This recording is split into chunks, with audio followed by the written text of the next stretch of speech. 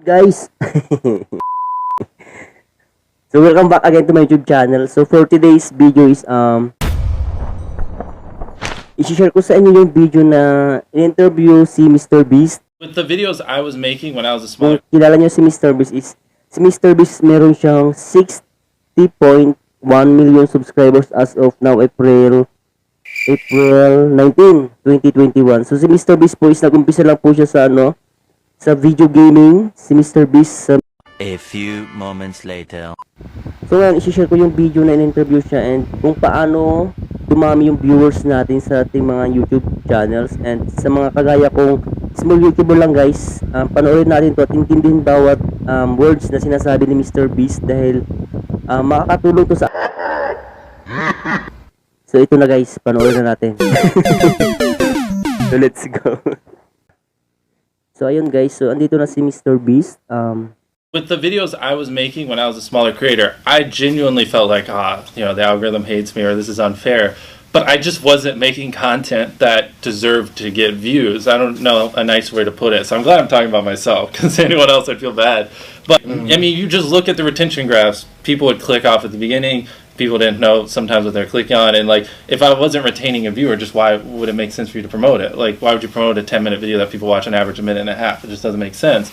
I've seen people literally start a channel and within a month hit 100,000 subscribers. I've seen it. I personally know someone who had a channel with 100 subscribers, and me and my mom, boys, other YouTubers that I feel like have a good understanding of how YouTube works, we just help them optimize the video. And I don't like to say the name of the channels because then I feel like I'm taking credit for their success, but literally 100 subscribers, he got 3 million views on a video. And that was with no artificial push. It did like 50 views, 5,000, 10,000, 50,000. It just stair-stepped up every day. And so it's 1,000,000% possible, but it's very hard right off the bat to know what makes a good video, how to hold a viewer, how to get them to click and stuff like that. Some people are naturally entertaining and retaining a viewer is just much easier for them. And some people like me, you just need a long time to develop. At the beginning of the video, just tell, like literally the simplest thing, just tell them why they should watch it. If you're putting 1,000,000 Orbeez in a pool, don't start the video with you shopping for your mom's birthday present. At the beginning of the video, just say, we're going to put 1,000,000 Orbeez in this pool. And then that right there should be at least slightly sufficient. People blame the algorithm, but typically you can just look at the data and point to it. I mean, when you really boil it down to the people who are watching, just think about it. Like, what do you think YouTube wants? Like, to me, I think YouTube just wants people to click on a video and watch it, right? I mean,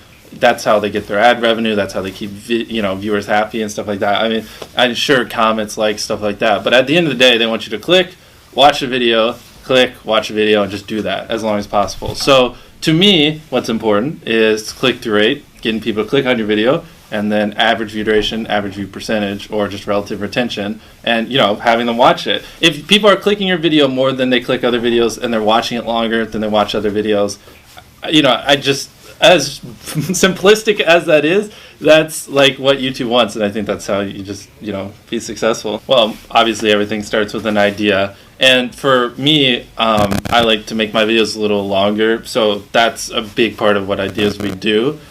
So we just the biggest thing is obviously a clickable thumbnail and title, interesting stuff, yada yada, but is it something that people will genuinely want to watch? And this might be a little tangent, but one thing is a lot of creators think click-through rate is just like the title and thumbnail and did they click it, but a lot of it too is did they enjoy your last video? You know what I mean? Like, because if someone watches a video of yours and they loved it, you can bet the next time you're recommended, their chance of clicking is a lot higher, So it's like, is it something that can be entertaining for a long time? Is it something that if they watch this next time, they see a video of mine, will they be excited? Like, I loved that last one, so I want to watch the next one. Like those two type of things. And then obviously, is it just interesting and clickable? And so that for, ideation, that's obviously the first and foremost. Well, I guess we start with filming. For me, and it might not always show, trust me, and I know I might sound like I come across as a know-it-all. I swear, I'm still learning stuff every day. When filming, though, I like to try to just put it, I feel like a lot of creators have a mindset of like, how can I get the most views with the least amount of time? And I'm not saying that's wrong, because obviously I have that mindset sometimes too, but I try to, when filming, put in as much work, even if it's like a 15-second part of a video, even if that one little part will take like 10 hours, you know. Wow. But like hypothetically, right? But that 15 seconds is like, wow, like that's great. Like I feel like viewers genuinely notice when you go the extra mile. And so with filming, it's just like trying to make sure we're doing everything we can, no matter how expensive it is, no matter how much time it takes, to make the best video possible so they have the best experience. And so they want to, you know, obviously watch more videos because that's what you want the viewers to do. And then with editing, just no dull moments, you know, have a good hook at the beginning. Some minor tips I could give is like, you know, if I do a video like Last Leaf Circle wins 10 grand, obviously people are going to watch to the end because they want to see who won the money. So you could apply that to your videos. If somehow you could have a payoff at the end, then, you know, more people are going to watch to the end just to see what happened. And just obviously don't cut out all dull moments, try not to over explain things. If a camera just sits on me and I'm just talking for 20 seconds, it doesn't hold retention as well as, you know, maybe me talking and other footage popping up. There's things like that. If you just, you know, there's literally in your analytics, and most of you probably know this, audience retention. You can see where people click off. Just literally go through your last 50 videos, write down where everyone clicked off, and then just don't do those things again. Again, I'm not perfect, so I don't do a great job of it, but, you know, I like to end a series or a challenge on a high note. Like, you can just kind of tell when people are getting a little tired of it. Or, you know, I just gave away $1 million, so let's take hand off of it. So now if I do Last Do Blank wins 10 grand, it's just not really the same effect. But I'm still going to maybe occasionally do it. But it's just like, to keep things fresh, just, again, it's hard because so many of them are different. Like, if they're a Fortnite creator, you know, I'm not trying to tell them to switch games every month because then that might kill their career.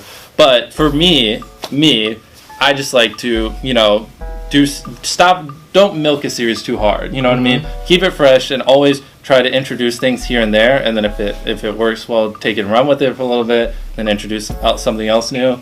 Because if I just did Last Leaf videos nonstop for the next 3 years, like, no one would watch me. Everyone would be like, we've seen it. You know what I mean? Yeah. At the end of the day, like, the idea is a big part of the video. You know, not even just from clicking it, but whether or not people watch it. You know, if you're spending 24 hours in a corner, that's just not as entertaining as spending 24 hours in a jail cell. And at the end of the day, like, the only difference there is the idea. It's not the content. It's like, it's what you formulated beforehand.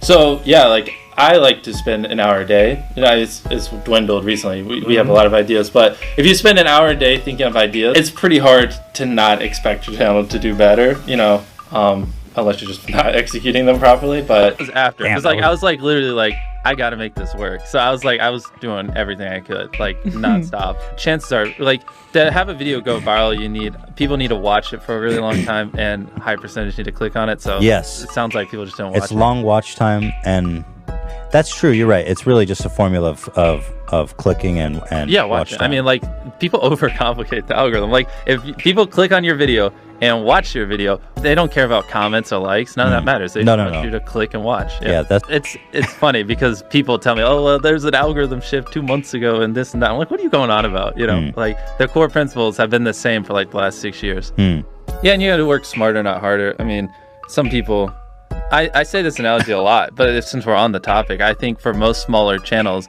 like, if they're pulling 1,000 views a video and they upload a video every day for 100 days, they'll pull 100,000 views. But I would recommend you just think of a really good idea, one that people genuinely want to watch, put a lot of fucking time into the video, and you can pull 100,000 views in a week. You kind of see what I'm saying? Because most people that I talk to, because I like to counsel small channels sometimes, just get in the motions of just whatever, you know, and it's just like, if you just took a step back, I haven't even uploaded in the last week, I don't care, you know, it's not like it's that big of a deal, like, and you just make a kick-ass video, like, you could like pull exponentially so many more views, you know, with so much less effort, you know what I mean? Like, I was so motivated, like, I mean, I would stay up all night just thinking of ideas, like, lots of times and stuff like that. So like, it just, I don't know, I'm glad I did it, because like, without it, I just wouldn't have had the time and just when you just don't have anything else, you just go hard. You know what I mean? I don't know how else to put it. You really... Anyone listening to this probably spends an hour plus a day on Instagram and Twitter. And if you cut that out, like, your life would be no different, like, for the worse, and you would have a free hour to like do whatever. But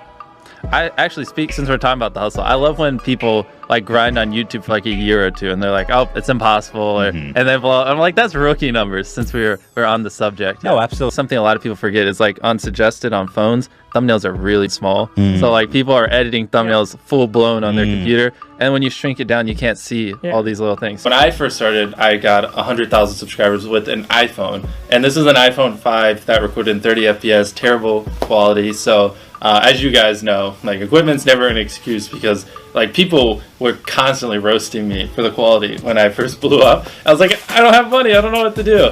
But then you know, I just reinvested every dollar I made, and over like the last, you know, whatever, 8 years, just slowly grew into whatever I do now. Like, if there's something that like I genuinely just don't want to get out of bed and do, that's a problem. In the end of the day, it's just keeping it enjoyable. So I have Chris and Chandler, if you've seen my videos, they're really fun to be around. So like, you know, spending 24 hours in a desert by myself would be miserable, but spending 24 hours with my boys and just hanging out and stuff like that makes it so much more fun. So for me, dude, this might not apply to like 90% of you, but for me, creating an environment that's fun, that I get excited for, and then, you know, outsourcing things that just make me not want to get out of bed, I don't know a different way to phrase it, that's what has helped, you know, long term make me stay motivated. If we are getting a little deep, it was pretty hard, like, because like all throughout high school, people would tell me I was too obsessed and told me like you shouldn't spend so much time on this.